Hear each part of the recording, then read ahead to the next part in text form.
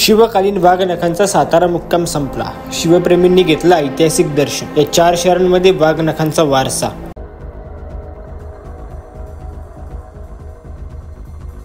तब्बल 7 महिने शिवभक्तांच्या साक्षीने साताऱ्यात प्रदर्शित करण्यात आलेले ऐतिहासिक शिवकालीन वाघनख अखेर नागपूरकडे रवाना झाले आहेत. 19 जुलै 2024 रोजी लंडनमधील व्हिक्टोरिया अँड अल्बर्ट म्युझियम येथून भारतात परत आणलेली ही अमूल्य ऐतिहासिक वास्तू साताऱ्यातील छत्रपती शिवाजी महाराज संग्रहालयात ठेवण्यात आली होती.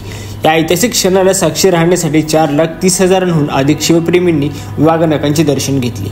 आज सकाळी पुरातत्व विभागाच्या अधिकाऱ्यांच्या देखरेखीखाली या वाघनखांना नागपूर येथील मध्यवर्ती संग्रहालयात हलवण्यात आले. ब्रिटिश अधिकारी आणि पुरातत्व विभागाच्या विशेष पथकाच्या उपस्थित हा ऐतिहासिक हस्तांतरण सोहळा पार पडला.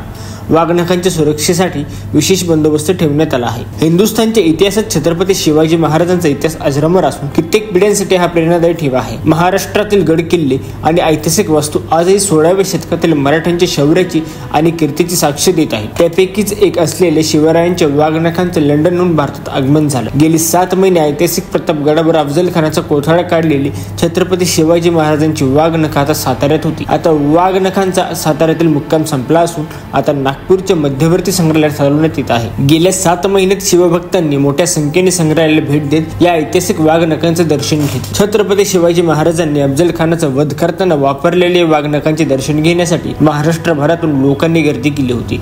इतिहासाच्या सुवर्ण पानांचा साक्षीदार बनण्यासाठी सर्व वयोगटातील नागरिकांनी उत्साहाने सहभाग घेतला.